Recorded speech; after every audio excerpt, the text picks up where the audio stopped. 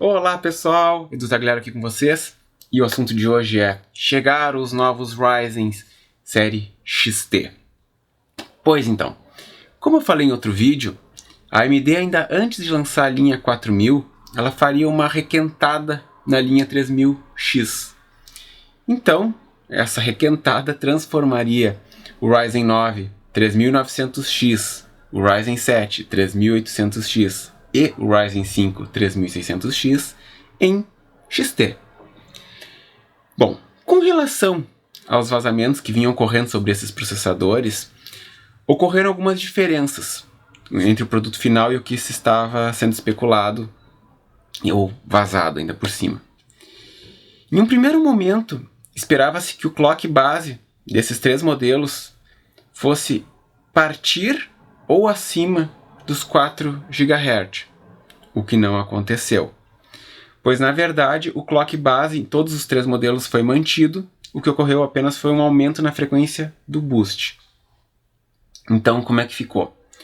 O Ryzen 9 3900 XT, ele manteve o clock base de 3.8 e teve seu boost ampliado de 4.6 para 4.7, um incremento de 100 MHz, e manteve seu TDP em 105 watts. Já o Ryzen 7 3800 XT, ele manteve o clock base em 3.9 e subiu o boost de 4.5 para 4.7 GHz. Neste caso, foi um incremento de 200 MHz no boost. E o TDP dele mantendo também 105 watts. Já o Ryzen 5 3600 XT, ele manteve o base de 3.8 e teve seu boost elevado de 4.4 para 4.5. E no caso, manteve o TDP em 95 watts. Os primeiros testes mostram que o Ryzen 9 3900 XT ficou praticamente igual em todos os termos, tanto em termos de consumo de energia, como em clock médio, como em temperatura.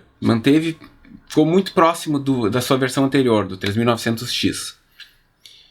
Já os primeiros testes com o Ryzen 7 3800 XT estão mostrando aproximadamente um incremento de 10% na temperatura, no aumento geral da temperatura, e com um ganho médio de 60 MHz na frequência quando o processador submetido em carga, com um aumento de consumo de energia aproximado de 12%. Todos esses números comparado com a versão 3800X. Já o Ryzen 5 3600 XT, os testes vêm mostrando um aumento de temperatura que oscila entre 10% a 15%, entre o pico e a média, tendo um ganho médio de frequência na faixa dos 140 MHz. E já o aumento do consumo energético ficou oscilando entre 20% a 28%. Isso, claro, comparado ao 3600X. Com relação ao consumo energético, principalmente até no caso do Ryzen 5 3600 XT, que foi o que teve a maior diferença com relação ao seu antecessor, e não significa que essa diferença é constante, que o processador vai consumir 20%, 28% mais o tempo inteiro. Essa diferença ela pode chegar em testes específicos de estresse de hardware. O que no dia a dia, mesmo com a máquina em carga, isso não vai acontecer, porque a vida real é diferente de um teste massivo de estresse. Então, para quem pensa num consumo global do PC, vai ter um incremento sim, mas ele será mínimo. Nada, enfim, que justifique ter uma fonte mais potente, que tenha que trocar a sua fonte do PC. E o que esses números que eu acabei de falar vão refletir nos jogos e nos aplicativos, enfim, de produtividade em geral? Nada. Sim, bizarro isso, mas o ganho de desempenho é insignificante. Bom, a própria AMD mesmo já havia divulgado isso. Enfim, que o ganho seria talvez na ordem de 4%, eles estavam falando. Mas o que vem mostrando é bem abaixo disso, na faixa de 1% até menos de 1%. Vamos considerar até que seria uma margem de erro praticamente nos testes. Agora, o que realmente se esperava, que a AMD prometia mesmo, era uma melhor eficiência energética. O que de fato não aconteceu muito bem para quem esperava isso. Essas melhorias, falando tecnicamente, a meu ver, elas não tiveram como objetivo principal o incremento do pico de frequência, assim como também não tiveram o objetivo de reduzir o consumo de energia. Na verdade, a ideia claramente que se percebe é que o objetivo foi manter a frequência média em boost mais elevada durante mais tempo. Então, ou seja, sobe-se mais ali a tensão, tu consegue alimentar mais o processador, ele consegue se manter mais estável em frequências mais elevadas. Bom, essa característica pode vir a auxiliar a quem quer fazer overclocks mais agressivos, enfim, e de certa maneira deixaria uma máquina mais estável, um overclock mais agressivo. Mas isso ainda precisa se ver. Agora, infelizmente, eu vou ter que entrar numa parte chata, que é fazer a menção sobre preços. Eles vieram, esses processadores, com os mesmos preços aos quais a linha X foi lançada na época. Sim, então, ou seja, o 3900 XT ele veio nos mesmos $499 que o 3900X foi lançado. Ao passo que o 3800 XT veio a $399 e o 3600 XT a $249. Então, no primeiro momento, pensa-se, legal, os preços não subiram. Só que aqui entra dois pontos muito importantes. O primeiro é que a linha X ela teve uma redução de preços anunciada em maio, porque afinal precisava se esvaziar os estoques antes da chegada da linha XT. Só que, claro, ainda encontra-se os processadores da linha X no mercado. E estamos falando de uma diferença de preços na casa de $65, no caso do Ryzen 9, $60 no caso do Ryzen 7 e $45, tô arredondando, né? No caso do Ryzen 5 3600X XT. Então, o que acontece aqui? Essa diferença de preço, por si só, ela não... Já dá para dizer assim, que não vale a pena a linha XT.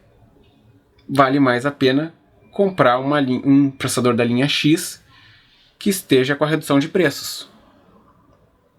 Isso eu estou pensando nos valores dos preços de lá de fora.